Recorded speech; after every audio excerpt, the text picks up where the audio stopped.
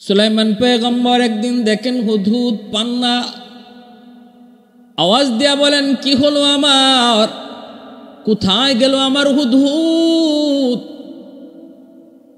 না জিগায়া গেল কেন? কোথাও যদি যেতে হয় তাহলেও তো আমার অনুমতির প্রয়োজন ছিল, আমার নলেজে থাকার প্রয়োজন ছিল, কিন্তু সে গেল কোথায়? কেউ তো জানে না, আমিও তো জানি না, তোমরা জানো কি? অন্যান্য পাখিরা কয় না গো পয়গম্বর, আমরাও জানি না।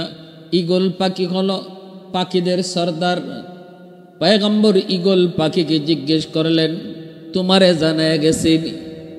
ঈগল কয় না গো নবী, আমাকেও হুদহুদ জায়গায় জিজ্ঞেস করে যায় নাই।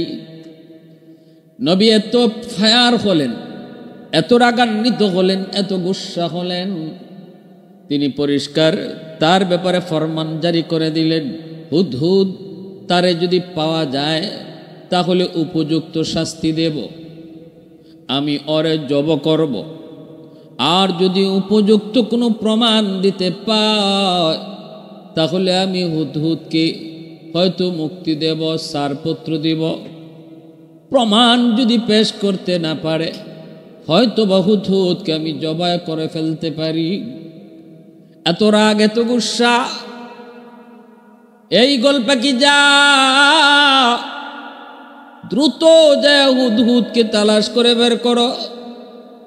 পাখিদের সরদার ঈগল আকাশে উঠল, আকাশে উঠে ঈগল হুদহুদকে খুঁজতে শুরু করলো। খুঁজে খুঁজে খুঁজে কিন্তু না না, পায় না, পায় না। অল্প কিছুক্ষণ পর ঈগল দেখতে পেল ইয়ামেনের সাবা এলাকা থেকে একটা হুদহুদ আকাশের উপর দিয়ে ভেসে আসছে। কাছাকাছি আসতে ঈগল যায় ধরল, কি ব্যাপার, কি ব্যাপার, কোথায় গিয়েছিলে, কেন গিয়েছিলে, অনুমতি নেও নাই কেন? নবীও জানে না, আমিও জানি না, খবর আছে যাও।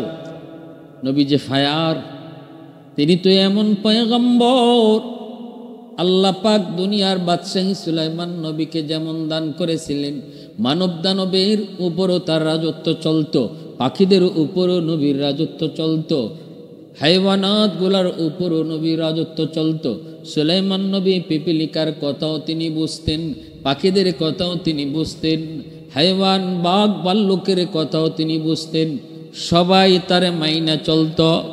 এত পাওয়ারফুল একজন বাদশাহ, শুধু বাদশাহ নন, আল্লাহর পয়গম্বর, শুধু বাদশাহ নন, তিনি আল্লাহর পয়গম্বর।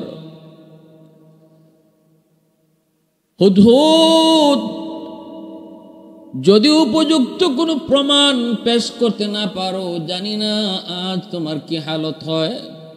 হুদহুদ হয় কয়, টেনশনের প্রয়োজন নাই, নবী কইছেনি উপযুক্ত কারণ দর্শাইতে পারলে আমাকে মাফ করবে, এই কথা কইছেনি না? গেলেই জব করে লইব, আত্মপক্ষ সমর্থন আমার আসেনি নাকি? আমার কথা শোনার আগে আমার মৃত্যুদণ্ড? কয় না না, নবী এমন বলে নাই। নবী তোমাকে সুযোগ দিবে, নবী তোমাকে সুযোগ দিবে আত্মপক্ষ সমর্থনের। তুমি নিজের কথা তুমি ব্যক্ত করবে, যদি উপযুক্ত মনে করে তবেই তুমি শাস্তি থেকে রেহাই পাবে। আর যদি তোমার কথা নবীর উপযুক্ত মনে না হয় তাহলে কিন্তু তোমার খবর আছে, লাযবাহান্না, নবী কইছে তোমার জবাই করে ফেলবে। ঠিক আছে, অসুবিধা নাই। নবী যদি আমাকে এতটুকু সুযোগ দেন যে আমি আমার কথাটা বলবো, তাহলে আমার আশা যে আমি মুক্তি পাবো, বরং আরো পুরস্কারও হইতাম পারে। ঈগল কয় তাহলে চলো। সুলাইমান পয়গম্বরের সামনে এসে হাজির।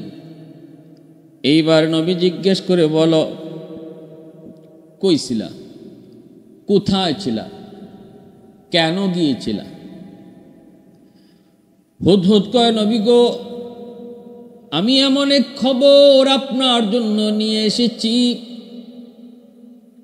যেই সংবাদ আপনি আগে কখনো পান নাই। এমন এক খবর, যেই খবর আপনারে আমার আগে কেউ দেয় নাই, এমনকি আপনি নিজেও জানেন না। এমন এক গুরুত্বপূর্ণ খবর আমি আপনার জন্য নিয়ে এসেছি গো নবী। সুলাইমান নবী বলতেছে, কি এমন খবর তাহলে বলো। কই আমি আকাশে উঠতেছিলাম, আমি তো আমার জায়গাতেই ছিলাম, একটু পরেই দেখতে পেলাম আরেকটা ঈগল আসলো, সেও আমার জাতি ভাই। আমি তোরে জিজ্ঞেস করলাম তুমি কে? সে আমারে বলে তুমি কে? আমি বললাম আমি পয়গম্বর সুলাইমান আলাইহিস সালামের হুদহুদ, আমি ওনার একটা সৈনিক, আমি ওনার খাদেম, আমি ওনার খেদমত করি। এই কথা বলতে হুদহুদ কয়, আমিও একজনের সিআইডি, আমিও একজনের এক সেবক, আমিও একজনের খাদেম, আমিও একজনের হুদহুদ। তুমি কার হুদহুদ একটু কও। কয় ওই যে দেখো ইয়ামেনের সাবা, ওই এলাকায় একজন রানী বসবাস করে, যেই রানীর নাম হলো বিলকিস। আমি রানী বিলকিসের হুদহুদ, আমারও কিছু ডিউটি আছে, আমি ওনার একান্ত একজন সৈনিক। এই কথা বলতেই আমি তো অবাক হয়েছি। কয় কি সুলাইমান পয়গম্বর, আল্লাহ পাকের নবী, তামাম দুনিয়ার বাদশাহ, অথচ ওনার রাজ্যের ভিতরে কোনো এক জায়গায় একজন মহিলা রাজত্ব করে, নবী তা জানে না। কেমন করে সেটা হয়? আমি বললাম তুমি আমাকে নিয়ে যাও, আমারে তুমি দেখাইবানি তোমার রানীর রাজ্য। কয় হ দুস্থ আয়, আমার রানীর রাজত্ব তোর একটু দেখাই। এই বইলা আমাকে নিয়ে গেল। আমি যা দেখলাম, নবী জিজ্ঞেস করে কি দেখেছ? হুদহুদ কয় নবী গো, আমি দেখেছি সেখানে একজন রানী, নাম বিলকিস, অনেক সুন্দর রাজ্য তার, ধনে বনে জনে সর্বদিক দিয়ে সে অনেক অনেক উপরে। ধনবল যেমন, জনবল তেমন, অস্ত্রবল তেমন, সুন্দরীও তেমন। ওয়ালাহা আরশুন আযীম, এবং তার একটা নান্দনিক একটা সিংহাসন রয়েছে, দেখার মতো একটা সিংহাসন। ওগো নবীজি, সবচেয়ে বড় আশ্চর্যের বিষয় হলো ওই রানী এবং ওই রাজ্যের মানুষগুলি এক আল্লাহকে চেনে না। তারা সূর্যের পূজা করে, সকালবেলা সূর্যের পূজা করে, সূর্য ডোবার সময় সূর্যের পূজা করে, এক আল্লাহকে তারা চেনে না। এই সংবাদ শোনা মাত্রই সুলাইমান পয়গম্বর গুসায় তিনি ফুলে গেলেন। কষ্টে উদ্ভুত, আমার রাজ্যের ভিতরে কোন রানী রাজত্ব করবে, তাও আবার আমার আল্লাহকে না চিনা, সূর্যের পূজা কইরা আমার রাজত্বের ভিতরে কোন রানী রাজত্ব করবে? হয় না, ইম্পসিবল। ঘটনা সত্য না, আমার বিশ্বাস হয় না। হুদহুদ কয় নবী গো, 100% সত্য। পয়গম্বর কয় তাহলে তুমি সত্যতার প্রমাণ দাও, দলিল দাও। এই জেনেও আমি একটা চিঠি লিখলাম, কোথায়? তাড়াতাড়ি কাগজ কলম নিয়ে আসো। পয়গম্বর সুলাইমান এইবার তিনি রানী বিলকিসের নামে একটা চিঠি লিখলেন। ইন্নাহু বিসমিল্লাহির রহমানির রহিম, ইন্নাহু মিন সুলাইমান ওয়া ইন্নাহু বিসমিল্লাহির রহমানির রহিম। প্রথমেই তিনি লিখলেন, সুলাইমান, আমি সুলাইমানের পক্ষ থেকে তোমার কাছে চিঠি।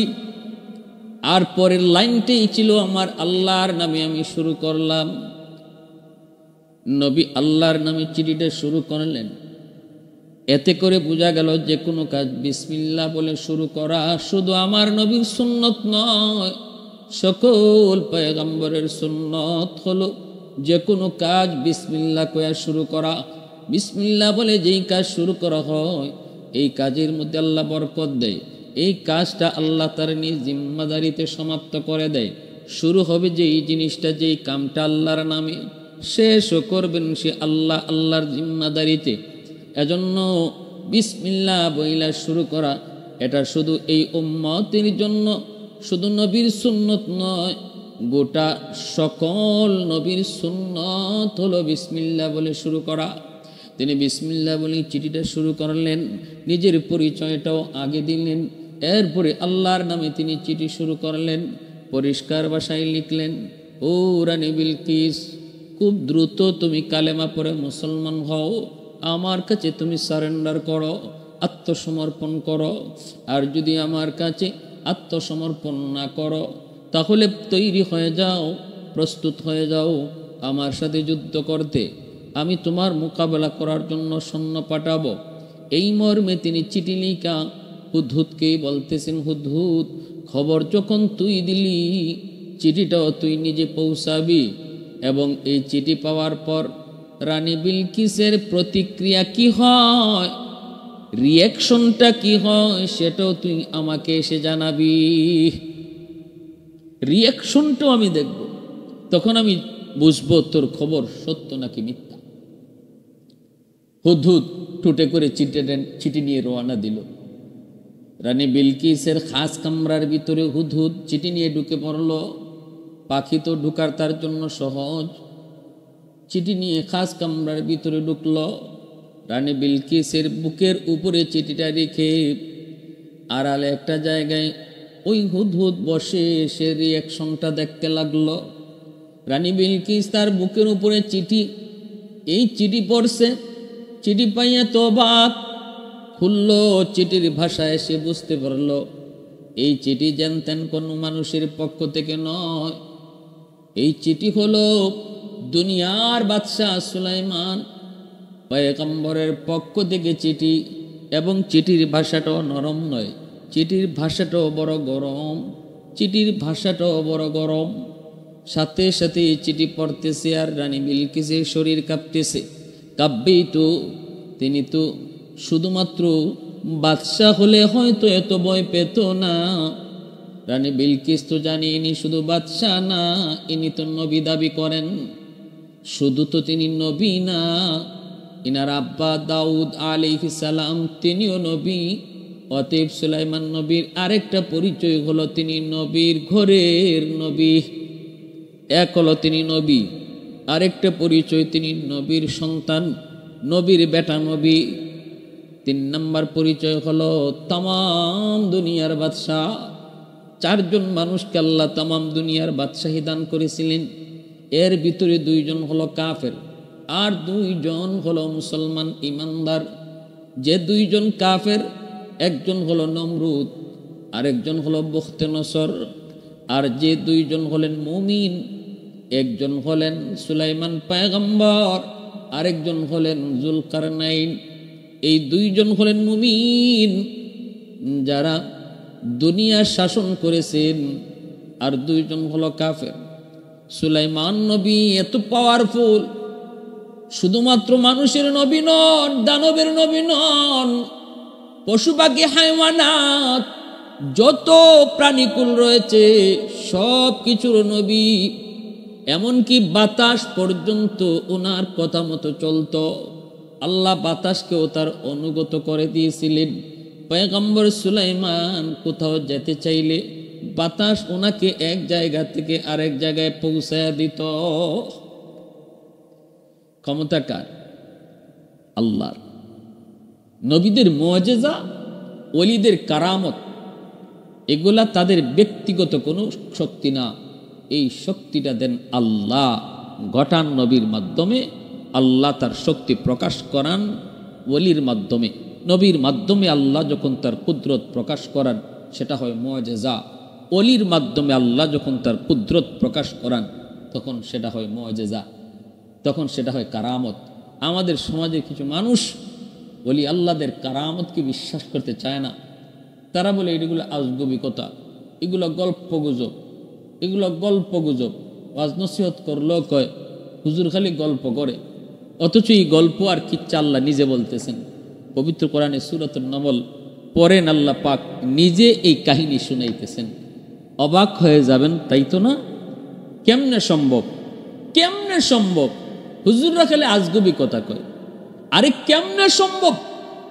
আল্লাহর কাছে কেমনে সম্ভব বলতে কিছু নাই। আল্লাহ যদি চায় তাহলে সব অসম্ভবকে আল্লাহ সম্ভব বানায়। নবীর মাধ্যমে আল্লাহ যখন কোনো অসম্ভব কাজকে সম্ভব বানায় সেটা হয় মুআজিজা। আর ওলি আল্লাহদের মাধ্যমে আল্লাহ যখন কোনো অসম্ভব কাজকে সম্ভব বানায় সেটা হয় কারামত। কারামতুল আউলিয়া হাক্কুন, ওলি আল্লাহদের কারামত হক। নবীদের মুআজিজা যেমন হক, ওলি আল্লাহদের কারামত হক। এখানে একজন নবীর কথা আল্লাহ বলতেছেন, সূরাতুন নমলে আল্লাহ পাক আরেকজন ওলির কথাও বলবেন। একজন ওলির কারামতের ঘটনা ওই সূরার মধ্যে আল্লাহ বলছেন। নবীর মুআজিজা, নবীর মাধ্যমে আল্লাহর কুদরত প্রকাশ করাইছেন এই কিচ্ছা, এই কাহিনীর ভিতরে। আবার এই কাহিনীর ভিতরে একজন ওলির মাধ্যমেও আল্লাহ তার কুদরত আর শক্তিকে প্রকাশ করাইছেন। এরপরও বলো যে ওলিদের কারামত মানি না। কোথায় বলছেন? একটু সামনের দিকে, একটু মনোযোগ দিয়ে শুনে। চিঠি পাওয়ার পর রানী বিলকিস সাথে সাথে 3 বাহিনীকে ডাকলো, 3 বাহিনীর প্রধানকে ডাকলো, ডেকে ডেকে জরুরি মিটিংয়ে বসে গেল। এখনো রানী বিলকিসের শরীর কাঁপতেছে। সে পরিষ্কার ভাষায় তার সংসদে বলল, অনেক দামি একটা চিঠি আমার কাছে এসেছে সুলাইমান পয়গম্বরের কাছ থেকে, দুনিয়ার বাদশা যিনি, তার কাছ থেকে চিঠি এসেছে। এই চিঠির মধ্যে লেখা, কে দিয়ে গেল আমি জানি না, দেখি নাই, তবে যতদূর বুঝেছি চিঠিটা একটা পাখি দিছে, একটা পাখি দিছে। একজন নবী, একজন বাদশাহ কোনো মানুষ নামক পিয়নের মাধ্যমে চিঠি পাঠায় নাই, চিঠি পাঠাইছি পাখির মাধ্যমে। একটু বুঝে পরামর্শ দিও, আগেই বলতেছি রানী বিলকিসে একটু বুঝছো শুধু তার শক্তিটা। একটা পাখির মাধ্যমে সে চিঠি পাঠাইছে। সেই পাখিও আমার খাস কামরায় ঢুকছে। কিভাবে ঢুকলো, কোন দিক দিয়ে ঢুকলো আমি বুঝি নাই। আমি এখনো বেকুফ, আমি এখনো আশ্চর্য, আমি এখনো হতভম্ব যে কিভাবে ঢুকলো। সেই চিঠি আবার আমার বুকে রাখলো, রেখে চিঠি আবার পাখিটা অদৃশ্য হয়ে গেল। অতএব তোমরা পরামর্শ দাও কি করতে পারি। ইনি পরিষ্কার লিখছেন, হয় কালেমা পড়ে মুসলমান হও, নয় আমার সাথে যুদ্ধ করতে তৈয়ার হও। বলো তোমরা কি করবা। সাথে সাথে রাজ পরিষদের ভিতরে 3 বাহিনী তারাই গেছে। ম্যাডাম ভয় পেন না, ভয় পাওয়ার কোনো কারণ নাই। আমরাও ক্ষমতার দিক দিয়ে কম না, আমরা সব ধরনের অস্ত্র, সব ধরনের শক্তি, সব ধরনের পাওয়ার আমাদের কাছে রয়েছে। আমরা কেন ভয় পাবো? কেন ভয় পাবো? ভয় পাওয়ার কারণ নেই। আপনি আদেশ করেন, আমরা যুদ্ধ করতে তৈয়ার। রানী বিলকিস কয়, একটু হুশে হুশে কথা কও, হুশে হুশে কথা কও, নবীরে ধরবাই পড়ে। আগে কও সুলাইমান যে পাখির দিয়া চিঠি পাঠাইছে ওই পাখিটারে ধরতে পারবাইনি, পাখিটারে ধরতে পারবা কিনা একটু কও। এরপরে সুলাইমান নবীর সাথে তোমরা পাল্লা দিবা। লাফায়ও না, বাহাদুরি দেখাও না। সব জায়গায় বাহাদুরি চলে না, সব জায়গায় চাপা বাজিও চলে না। এখানে চাপা মারার জায়গা না, বাহাদুরি দেখানোর জায়গা না। জানুনি ইন্নাল মুলুকা ইযা দাখালু কারিয়াতান আফসাদুহা।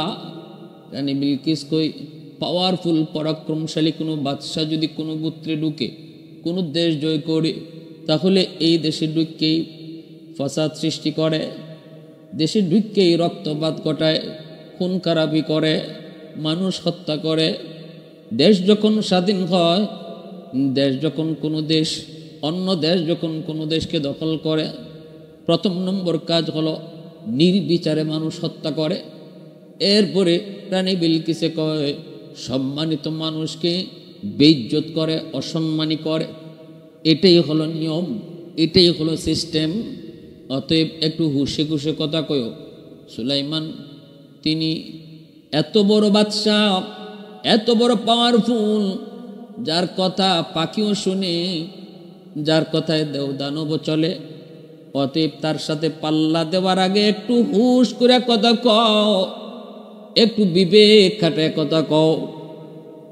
চুপচাপ হয়ে গেল দরবার।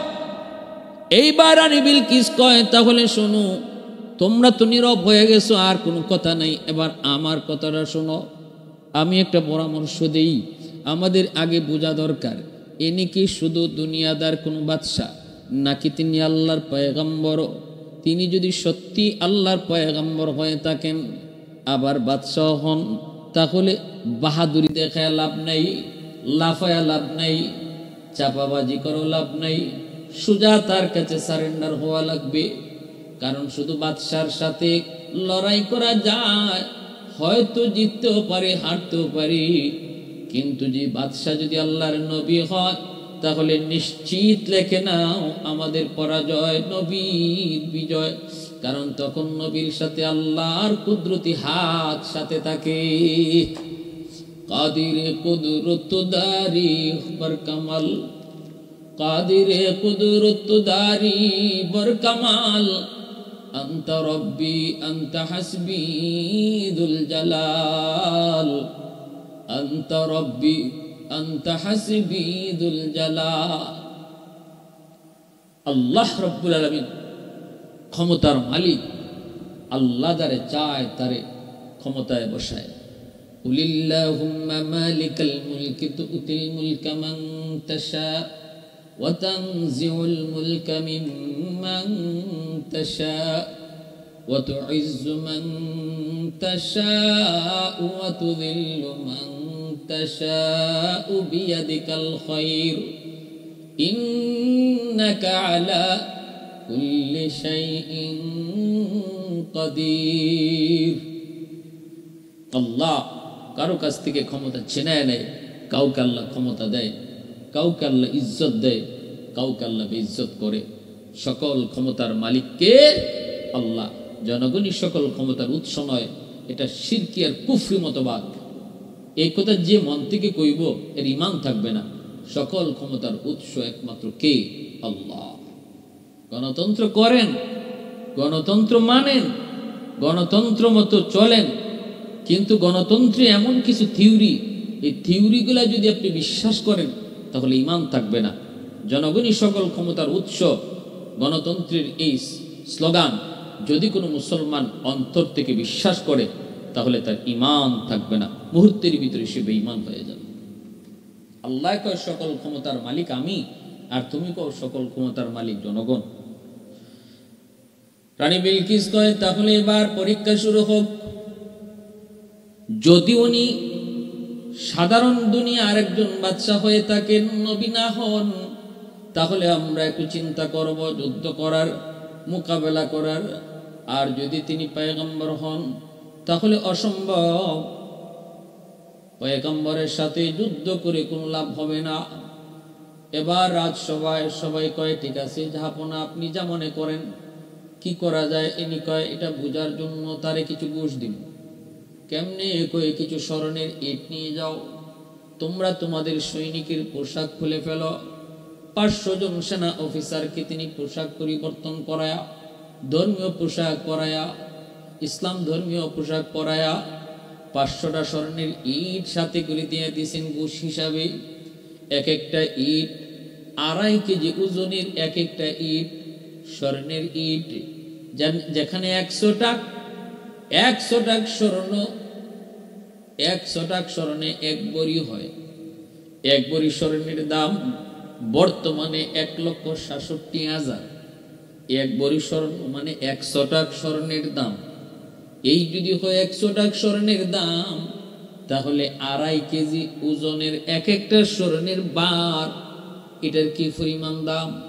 তাও এটা একটা না দুইটা, ওই 500টা এমন স্বর্ণের ইট পয়গম্বর সুলাইমানের কাছে রওনা দাও। এরাও রওনা দিয়ে দিল। এদিকে হুদহুদ চলে আসলো আগেই। আল্লাহর পয়গম্বর কয় হুদহুদ একটু কি ব্যাপার, চিঠি পৌঁছাইছ? কয় হব নবী পৌঁছাইছি। কি দেখেছ রিয়াকশন? কয় নবী গো দেখেছি রিয়াকশন হলো।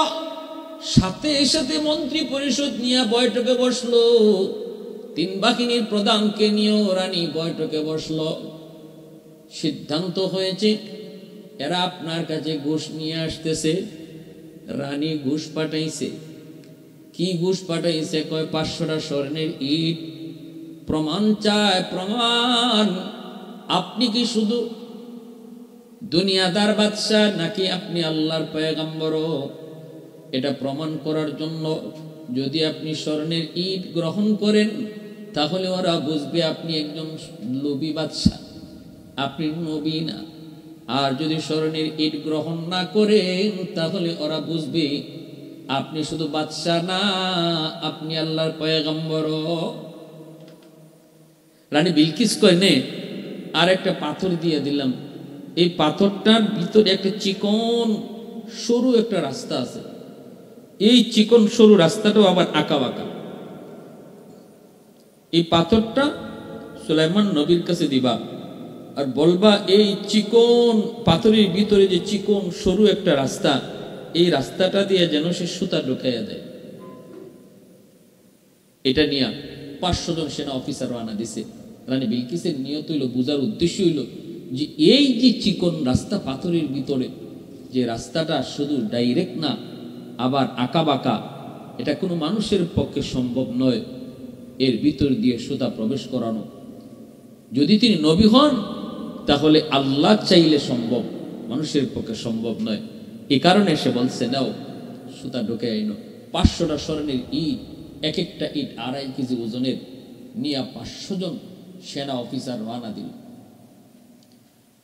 আমার ভাইরা, বন্ধুরা, যুবক, এই খবর যেই মাত্র সুলাইমান পয়গম্বরের কাছে হুদহুদ পাখি জানায়া দেয়, সাথে সাথে পয়গম্বর দেওদানবকে আদেশ করলেন, তোমরা আমার রাজদরবার থেকে কয়েক কিলোমিটার রাস্তা স্বর্ণের রাস্তা বানাইয়া স্বর্ণের কার্পেটিং করে দাও। প্রতিটা ইট যেন হয় স্বর্ণের, কার্পেটিং হয় যেন স্বর্ণের। 1-2 কিলোমিটার না, অনেক কিলোমিটার রাস্তা। মেইন রোড থেকে আমার দরবার পর্যন্ত আসতে 9 কিলোমিটার আছে, এই রাস্তাটা স্বর্ণের কার্পেটিং করে দাও। আবার দুনো পাশে গরু ছাগল বেঁধে রাখো, ওরা যেন পেশাব পায়খানা করে, এরা ঢুকতেই যেন বুঝে এই স্বর্ণের প্রতি আমার কোনো লোভ নাই। আর যে 500টা স্বর্ণের ইট নিয়ে আসছে, 500টা স্বর্ণের ইট, 500টা স্বর্ণের ইট রাখা পরিমাণ জায়গা তোমরা খালি রেখে দিও। এটার একটা হিকমত আছে, 500 ইট রাখার জায়গাটা খালি রাখবা, রাস্তা করবা ঠিকই, কিন্তু এতটুকু জায়গা খালি রাখবা। এইদিকে তার বাহিনী আসতেছে, 500 জন সেনা অফিসার, তারা তো আসতেছে স্বর্ণের ইট নিয়া। যেই মাত্র পয়গম্বর সুলাইমানের রাজদরবারে ঢুকবে, এর আগে থেকেই দেখতে পেল দরবারের এই কয়েক কিলোমিটার রাস্তা স্বর্ণের রাস্তা দেখা যায়। অবস্থা বুঝে তারা আশ্চর্য হয়ে গেল, অবাক। হয়তো অবাক তো হওয়ারই কথা, আমরা নিয়ে আসলাম 500টা ইট, কিন্তু এই রাস্তার ভিতরে যা বুঝতেছি কয়েক কোটি কোটি ইট দিয়ে এই স্বর্ণের রাস্তা বানানো হয়েছে। যে আবার এই স্বর্ণের রাস্তার দোনো পাশে গরু ছাগল বেঁধে রাখা হয়েছে, ওরা প্রস্রাব পায়খানা করে। এতে করে বোঝা গেল এই স্বর্ণের কোনো মূল্যই ওনার কাছে নাই। একটু আগায় আবার এক কদম পিছায়, একটু আগায় তো আবার পিছায়, একজন আরেকজনের দিকে তাকায়, কি লিয়ে যাইতেছে ঘুষ, আর দেখতেছে কি গেলে আমাদের ইজ্জত থাকবে নি, গেলেনি আবার মাইর খাই, গেলেনি আবার ধরা খাই। এই ভয় ভীতিটাও তাদের অন্তরে কাজ করে। সামনের দিকে যায়, যে তারা হঠাৎ করে দেখতে পেল এত সুন্দর কার্পেটিং স্বর্ণের রাস্তা, এই রাস্তার মাঝখানে 500 ইট রাখার জায়গা খালি। থমকে গেল বাহিনী, রাস্তা থেকে, স্বর্ণের রাস্তা থেকে আমার 500টা স্বর্ণের ইট তোমরা চুরি করে নিয়ে এসেছ, নতুবা আমার এত সুন্দর স্বর্ণের কার্পেটিং এর রাস্তা 500টা ইট গেল কোথায়? চোর বইলা আমাদের কেউ মারতেও পারে। এই তো ভয় ঢুকে গেল, চরম ভয়। সেনা প্রধান কয়, বুঝে ফেলেছি, স্বর্ণ এখানে রেখে দাও, যে জায়গাটা খালি আছে এই খালি জায়গাটা আমাদের স্বর্ণের ইট দিয়ে পুরা করো। আর যাব না, এমন একজন নবী, এমন একজন বাদশাহ, তারে না দেখা আমি ইয়ামেন যাব না। আসলো নবীর সামনে। আসার পরে আল্লাহর নবী সুলাইমান তাদেরকে বলতেছেন, তোমরা মনে করেছ আমাকে ঘুষ দিয়ে তোমরা কিনে ফেলবা? আরে আমি দুনিয়ার তার কোন বাদশা না, আমি আরব আমিরাতের কোন বাদশা না, বর্তমানের সৌদি যুবরাজের মতো কোন বাদশা না। ফিলিস্তিনের পক্ষে আওয়াজ উঠায়, মাঝে মাঝে বোঝা যায় মনে হয় ফিলিস্তিনের পক্ষে কথা কয়, কিন্তু কিছুদিন পরেই দেখা যায় আবার সুর ঘুরায় ফেলে। গতকালকেও দেখলাম আরব আমিরাতের শায়েখ আমেরিকার প্রেসিডেন্ট ডোনাল্ড ট্রাম্পকে নিয়ে তার দেশে সে এমন সংবর্ধনা দিতেছে মুসলিম নারীদেরকে, চুল না চায় না চায় এই ট্রাম্পকে সংবর্ধনা দেয়। আজকে আবার দেখলাম আল্লাহর ঘর মসজিদের ভিতরে ট্রাম্পকে নিয়ে ওই আরব আমিরাতের শায়েখ জুতা পইরা আল্লাহর ঘর মসজিদে ঢুকছে। এ আল্লাহর গোলাম, একটু চিন্তা করে দেখো, কত বড় দুনিয়াদার বাদশা হইলে পরে এমনটা করতে পারে। যে ট্রাম্পের হাতের মধ্যে ফিলিস্তিনের শিশুদের রক্তরি যুবক, যে ট্রাম্পের হাতে ফিলিস্তিনের হাজারো হাজারো শিশুদের রক্ত, সেই ট্রাম্পকে মসজিদের ভিতরে জুতা পরায় হাঁটায়, মুসলিম নারীদেরকে নিয়ে তারে ফুলের সম্ভাষণ দেয়। কেন হয়েছে? কারণ সে দুনিয়াদার বাদশা। একটা আওয়াজ দেয় ফিলিস্তিনের পক্ষে, আবার কিছুদিন পরে আবার সুর ঘুরায় ফেলে। কয়েকদিন পরে আমেরিকার বাদশারী প্রেসিডেন্টে আবার দাওয়াত করে। কারণ কি জানুনি? কারণ হলো তলে তলে ঘুষ পেয়ে যায়। যেমনটা রানী বিলকিস সুলাইমান নবীকে করেছিল। যদি তিনি দুনিয়াদার বাদশা হন, তাহলে আমার দেওয়া ঘুষ পেয়ে তিনি নীরব হয়ে যাবেন, চুপ হয়ে যাবেন। এমনটাই বর্তমানে আমেরিকা সহ ইসরায়েল বেদিন বেঈমানগুলি মুসলিম রাষ্ট্রপ্রধান যারা দুনিয়াদার বাদশা, তাদেরকে তলে তলে গোপনে গোপনে স্বর্ণ দিয়া, টাকা দিয়া, নারী দিয়া ওরা কিনে ফেলেছে। কারণ এরা দুনিয়াদার বাদশা। এজন্যই আমেরিকার গোলাম হয়ে আছে, এজন্যই ইসরায়েলের গোলাম হয়ে আছে। পয়গম্বর সুলাইমান তিনি তো এমন নন, তিনি তো আল্লাহর পয়গম্বর। সুলাইমান নবী কয়, তোমাদের রানী বিলকিস রং নাম্বারে ডায়াল করেছে। আমি শুধু দুনিয়াদার কোনো বাদশা না, আমাকে স্বর্ণের ইট দিয়ে কিনা যায় না। আমি আল্লাহর পয়গম্বর। কই তোমার রানীর দেওয়া সেই পাথরটা দাও। বলতেই তো ওরা অবাক, পাথরের খবরও তো নবী পেয়ে গেছে। বলে হ, পাথরটা দাও, আমি সুতা ঢুকাইয়া দিতেছি। এইবার সেনা প্রধান, এবার 500 জন প্রতিনিধি তারা ভয় পেয়ে গেল। আমাদের রাজদরবারে বসে আমরা সুলাইমান নবীর বিরুদ্ধে কত কথাই না বলেছি। কেউ বলেছে এন করব, তেন করব, কেউ বলেছে সুলাইমানকে গাছে ঝুলাইয়া দিব। মনে তো হয় সব কথাই উনার কানে এসেছে। নতুবা আমরা যে পাথর নিয়ে এসেছি, এই পাথরের খবর তো বিলকিস রানী আর আমরা ছাড়া কেউ জানার কথা না। তাহলে বোঝা গেল সব খবর এসেছে। ভয়ে কাঁপতে শুরু হলো। সুলাইমান আলাইহিস সালাম পাথরটাকে তিনি হাতে নিলেন।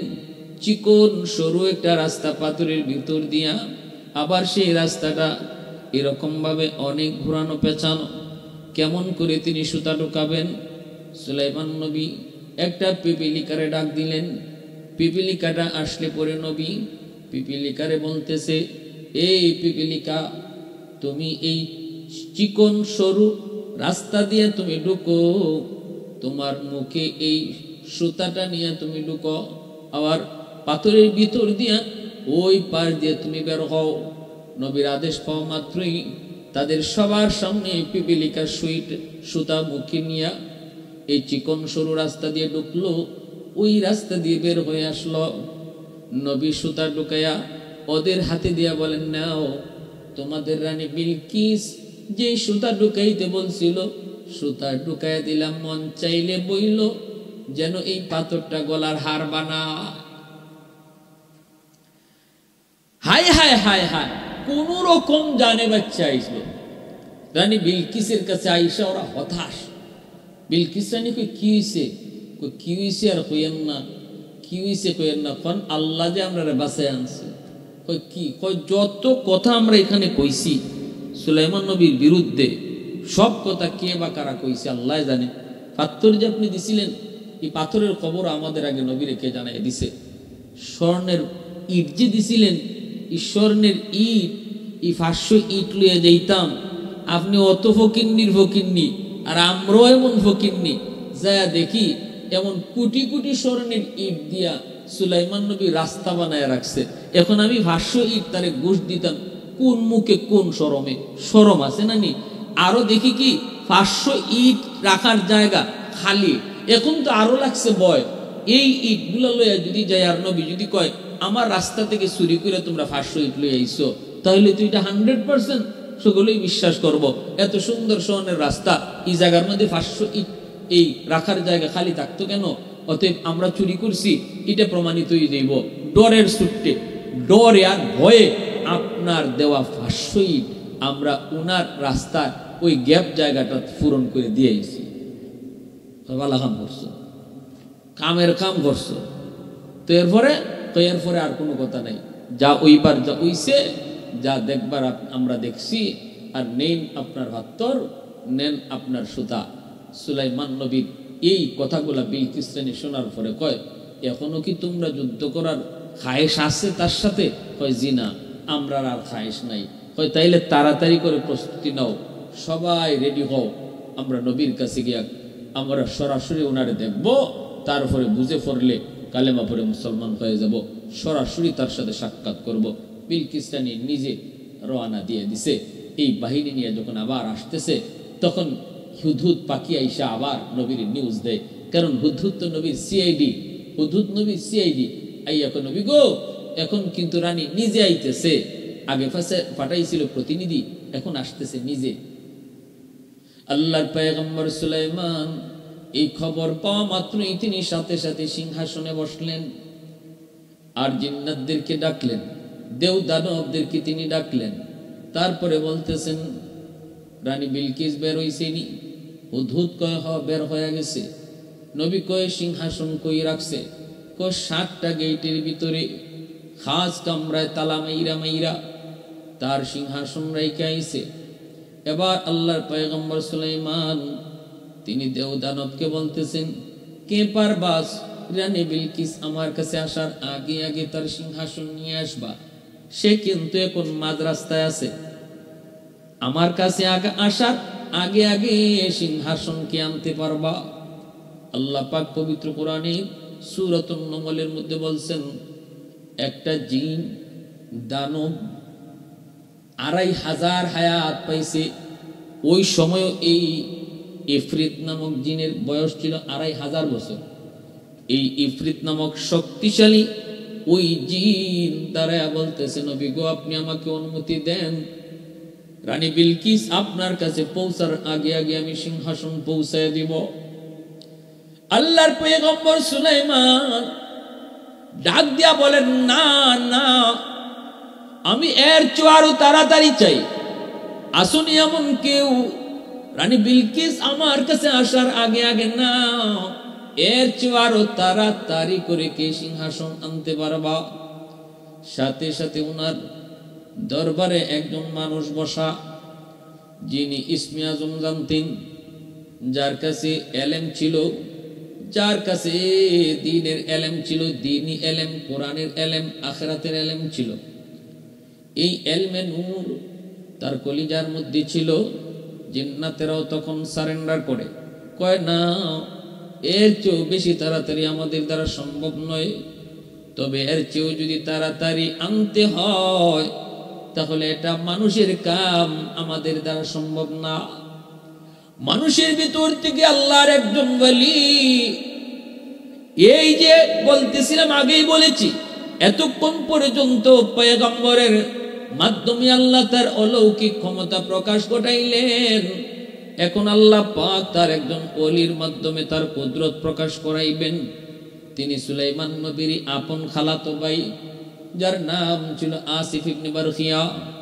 তিনি দাঁড়ায় বলতেছেন, নবী গো, যদি অনুমতি দেন আমি আরো আগে আনতে পারবো। নবী বলতেছে, কতটুকু আগে একটু শোনাও তো দেখি। কাবলা আন ইয়ারতাদ্দা তারফুক, আপনি চোখটা মুছবেন আর চোখ খুলবেন, সাথে সাথে দেখবেন সিংহাসন হাজির। সুবহানাল্লাহ সুবহানাল্লাহ। লিমানিল মুলকু তুগুই তু সাজাওয়ার খুদাই, তু খুদাবন্দ ইয়ামিনি তু খুদাবন্দ ইয়াসারি, তু খুদাবন্দ জমিনি তু খুদাবন্দ সামাই, তু রহিমি তু করিমি তু সামিঈ তু বসিরি, তু মুইদ্দি তু মুদিল্লি তু মালিকিল আরশি বাজাই। বরি আজ খুরদন ও খুফতন, বরি আজ তোহমতে মরদন, বরি আজ বিম উমিদি, বরি আজ রঞ্জ বালাই। আল্লাহর শক্তি আর কুদরত যখন নবীর মাধ্যমে প্রকাশ ঘটায় এর নাম হয় মুজিজা। আর ওলি আল্লাহর মাধ্যমে যখন আল্লাহ তার কুদরত প্রকাশ ঘটায় তখন এর নাম হয় কারামত। ওই আসিফ ইবনে বারখিয়া তিনি একজন মানুষ যার দিলের ভিতরে ইলমে নূর ছিল, আল্লাহর ইলম ছিল। উনি কইতেছে, আমি আপনি চোখ খুলবেন আর চোখ মুছবেন, এর ভিতরে আমি আপনার সামনে সিংহাসন হাজির করব। তাহলে বোঝা গেল দেবদানবের চেয়েও মানুষের শক্তি বেশি, জিনের চেয়েও মানুষের শক্তি বেশি। কোন মানুষ যার সিনার মধ্যে কোরআনের নূর থাকবে, যার সিনার মধ্যে এলেমের নূর থাকবে, যার সিনার মধ্যে আখিরাতের জ্ঞান থাকবে, তারে দেবদানবেও ডরায়, তারে পশু পাখিও ডরায়, তারে তামাম মাখলুক ডরায়। কারণ তারাও মানে, তারাও একথা স্বীকার করে ইলমে নূরের ক্ষমতা, এটাই ইসমে আজম। এটাই ইসমে আজম। ইমাম আবু হানিফা রহমতুল্লাহ আলাইহি ওনার জমানার ঘটনা, বাচ্চারা খেলাধুলা করতেছে, একটা বল উনি যেখানে নসিহত করতেছেন এখানে একটা বল ওনার সামনে এসে পড়ছে। সব বাচ্চারা ভয়ে যার যার মতো করে দৌড়ে চলে গেছে। হায় হায়, হুজুরের মজলিসের উপরে গিয়ে বলটা পড়ছে। এই বলটা কেউ আর আনার সাহস করে না। বাচ্চাগুলারে ইনি ডাক দিলেন, আসো এদিকে আসো। বাচ্চারা আসছে, কাছে আসছে, কিন্তু ওনার দ্বারে যায় না। দ্বারে আইসা সবাই ভয়ে কাঁপতেছে, দাঁড়ায় রয়েছে। ইমাম আবু হানিফা রহমতুল্লাহ আলাইহি বলতেছেন, নাও বলটা নিয়ে যাও। একজনও আয় না। তোমার নাম কি?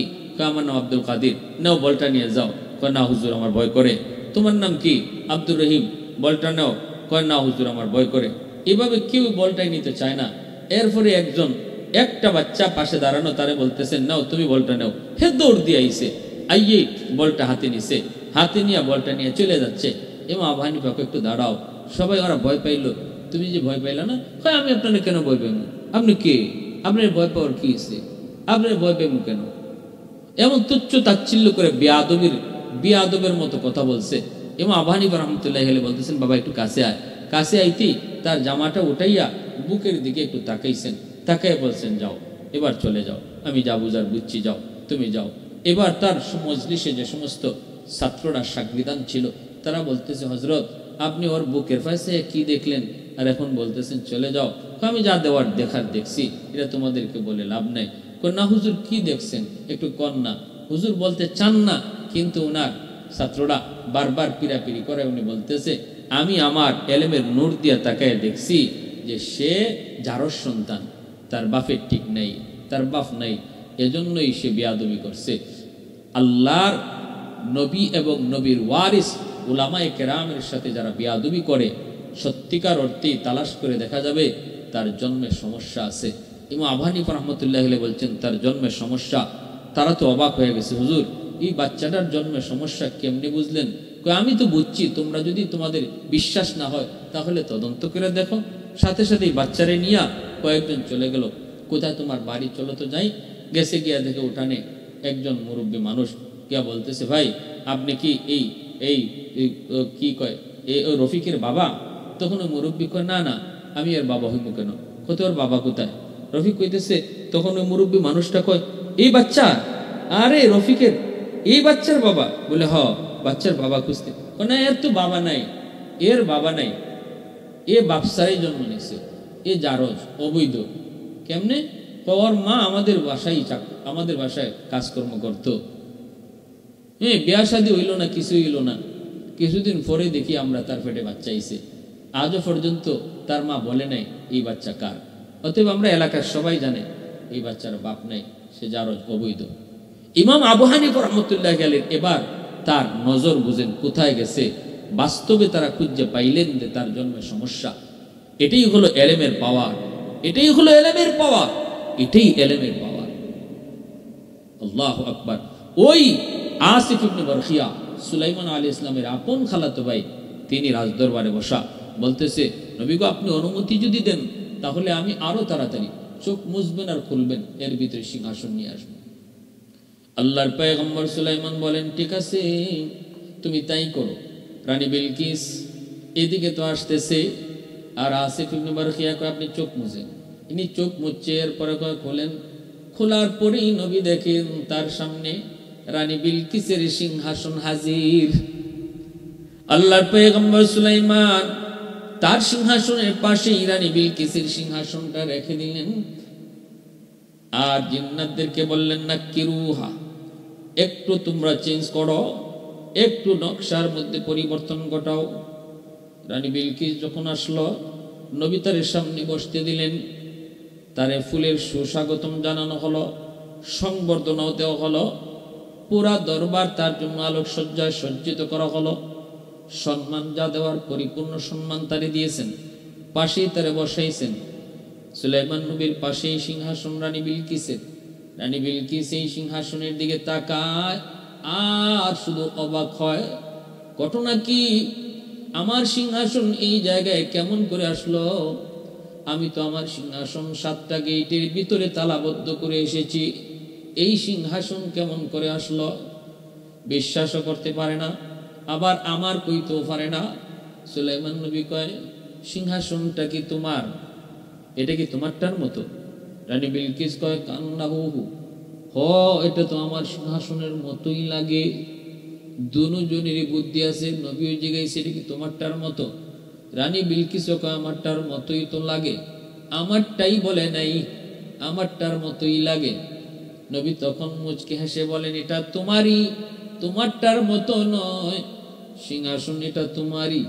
তখনই রানী বিলকিস বুঝে গেছে, হায় রে, আমি তো আগে প্রতিনিধির মাধ্যমে শুনেছি তার পাওয়ার, তার শক্তি। এখন তো নিজের চোখে দেখলাম যেই সিংহাসন আমি নিজের হাতে তালাবদ্ধ করে রেখে আসলাম, সেই সিংহাসন আমি আসার আগে আগে নবীর কাছে পৌঁছে গেল। অতএব ইনি তো শুধু সাধারণ বাদশা নন, অবশ্যই তিনি আল্লাহর পয়গম্বর। রানী বিলকিস নবীর কাছে সারেন্ডার করলেন, কালেমা পড়ে মুসলমান হলেন। এরপরে সুলাইমান আলাইহিস সালাম তিনি রানী বিলকিসকে, এক রেওয়ায়েত, ইসরাইলি রেওয়ায়েতে এসেছে, বিয়েও করেছেন। বিয়ে কইরা তারে আবার ইয়ামেনের সাবার গভর্নর বানিয়ে রাখছেন। রানী বিলকিসের ওই এলাকার গভর্নর ছিল।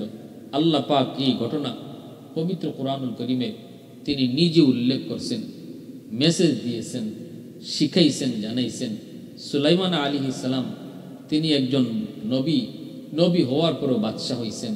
অতএব একজন আলেম, সে আলেম হইয়া চেয়ারম্যান হইতে পারবে না, আলেম হইয়া এমপি হইতে পারবে না, এমন কোনো কথা, এমন কোনো বিষয় কোরআন হাদিসের কোথাও আমরা পাই নাই। বরং আমরা পাইছি নবী হইয়েও আল্লাহ বাদশাহ বানাইছেন। তাহলে বোঝা গেল বাদশাহী থেকে নবুয়তি অনেক বড়। এরপরে আবার আল্লাহ বাদশাহী দিলেন কেন? একজন আলেম, সে আলেম হইয়েও জনপ্রতিনিধি হইতে পারে। জনপ্রতিনিধি হওয়ার যদি যোগ্যতা তার মধ্যে থাকে, সে অবশ্যই সে দায়িত্ব চেয়ে নিবে, সে দায়িত্ব নিবে, দায়িত্বের প্রার্থী হবে। কারণ তার কাছে দেশের সম্পদ আমানত থাকবে, কোরআন হাদিসের জ্ঞান তার অন্তরে আছে। আল্লাহ উদ্বুদ্ধ করেছেন, সে ঘটনা আল্লাহ আমাদেরকে না জানাইলেও পারতেন। সুলাইমান একজন বাদশাহ ছিলেন, এতটুকু আল্লাহ আমাদেরকে না জানাইলেও পারতেন। নবী হইয়া বাদশাহ ছিলেন, আল্লাহ জানাইয়া উদ্বুদ্ধ করেছেন উম্মতে মুহাম্মদীকে, তোমরা শুধু কোরআন হাদিসের জ্ঞান তোমাদের নিজের ব্যক্তি জীবনে সীমাবদ্ধ রাখবা না। আমি আল্লাহর পরিচিতি, আখিরাতের ফিকির, কোরআনের বিধান সমাজে প্রতিষ্ঠা করো, সমাজের মানুষকে বুঝাও, সমাজের মানুষের খেদমতে নিজেকে নিয়োজিত করো। আল্লাহ আমাদের সবাইকে বুঝার, সে অনুযায়ী আমল করার তৌফিক আল্লাহ দান করুন। আমিন।